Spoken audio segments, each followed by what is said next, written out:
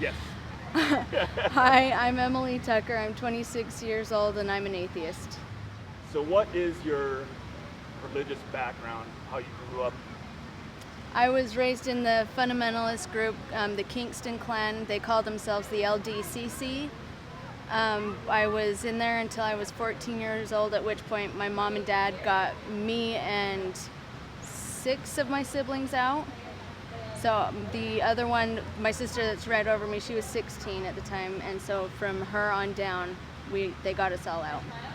And so we moved up here. We lived in Huntington down by Price, so we moved up here in 2001 and tried different churches. We went to a little Christian church. Me and my sisters went to this Baptist church. We tried different things, and I just couldn't bring myself. It's just so boring to me. So what were some of the experiences you had growing up in the FLDS church? It's not FLDS. Or- They Okay. would not like that. Okay. they're more. At 8 years old, they learn from the same books as Mormons do. Probably a little bit older versions though, so they're not so edited and stuff like that. But at 8 years old, you're baptized from birth. You're brainwashed, and when I was in the Sunday school classes, they would teach us things like you should put the church before anybody else, and that, and they were talking about how you should love God and the leader more than you should love your own family, and I had a really hard time with that. I was just little. And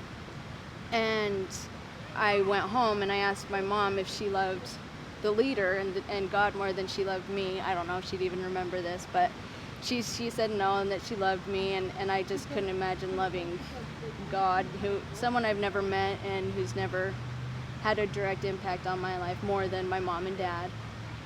And they also taught us things like if the leader, this is just insane. Now it is, it wasn't then, but if the leader asked us to sit on a building with a gun and shoot the next person that walked by, we should do it. That's how much trust we should have in the leader, because he is God's mouthpiece. And I remember raising my hand and asking the teacher, what if my mom or dad walked by? And I can't remember what response they had. It was some indirect, well, kind of sucks to be them. And so those things I had a hard time with. And then when I was almost 8 years old, I was diagnosed with a brain tumor and needed emergency surgery. And this I didn't find out until later, but people told my mom that the reason I got it was because she fed me too many processed cereals and too many potato chips, which we followed the word of wisdom, which I don't know if you've heard of that. So we followed it like to the T. And we got potato chips on Thanksgiving and Christmas, and then we were WIC kids, so we got Kix and Chex, and that's the cereal we ate. We didn't drink coffee, we didn't have sugar. My mom made everything from scratch. And so processed foods wasn't really a big thing, which is crazy because it wouldn't have been anyway. But so she luckily was smart enough to not put the guilt on herself, but I did.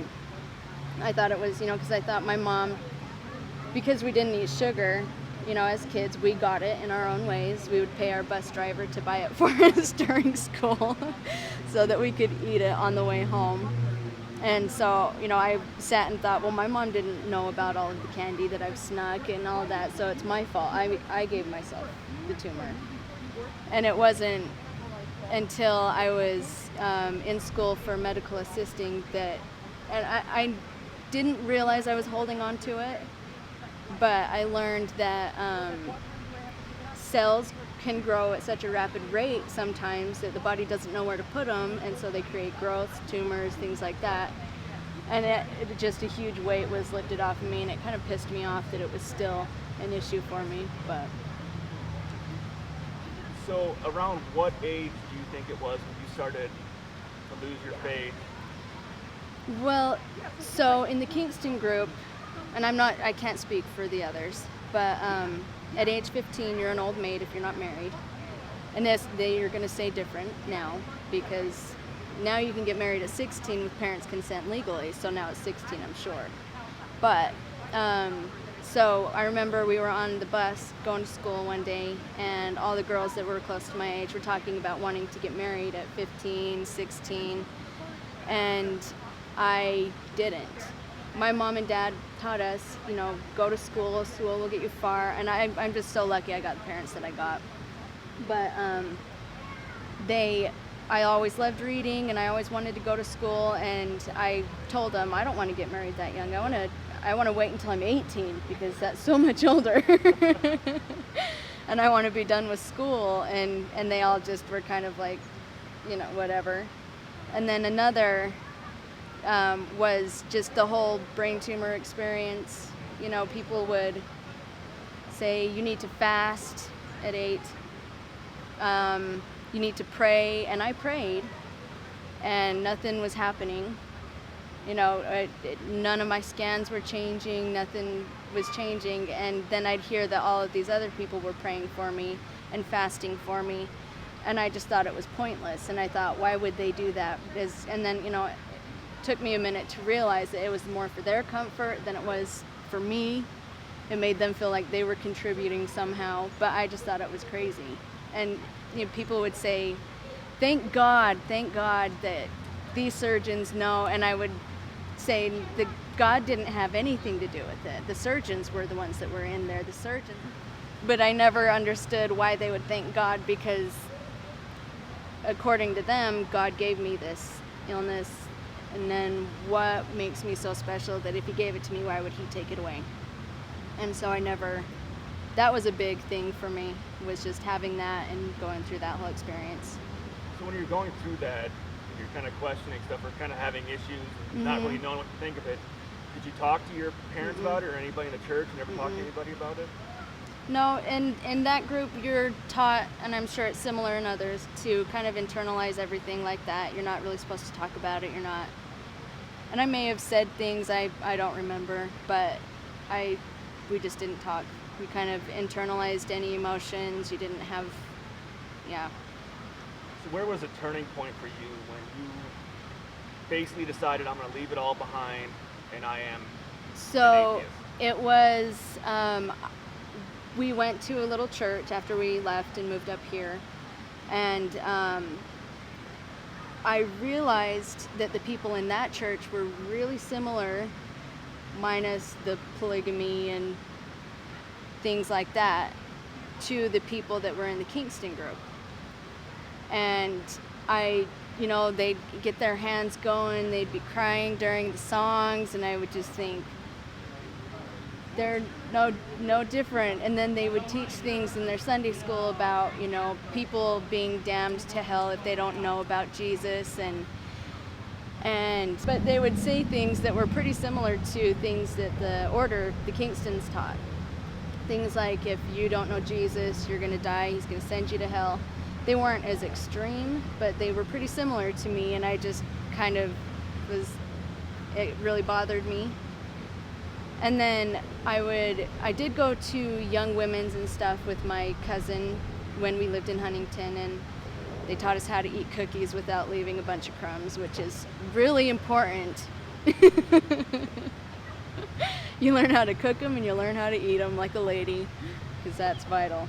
Anyway, and I just kind of realized women's role in religion, and I don't ever want to live that way. I don't want my kids learning that way. I just don't. And I'd have missionaries come up to me, and every time I would come up with something to make them stop and leave me alone, and then I just realized that the God of the Bible is not anybody I ever want to have anything to do with. And it was probably, I claimed agnosticism for a while, just to not completely claim full-on atheist, because I was chicken. And it was a few years ago that I just realized that I was just holding on to hold on and let go. So when you came out, did you come out to your friends and You know, family right away at all? My or- family, we have all made this journey together but separately. And so I didn't have issues coming out. And my friends, we have a big family. And the ones that I'm kind of like, if you don't support me, I don't care. Whatever. I'm just, I'm done tiptoeing around people because they don't tiptoe around me. And so I have cousins and aunts who are still religious, which is fine, but as long as they don't push it on me or anything else like that, because they know they'll get it back. So for people out there right now that are contemplating coming out, or if they're questioning their faith, what kind of advice would you give them? Just take that last step. It's really, really freeing. Living a life in atheism is such a freeing feeling, and I say it all the time. I have so much less guilt. I'm living my life to enjoy it myself. I'm not living it to please some guy in the sky that really doesn't give a shit about me. Sorry for the language.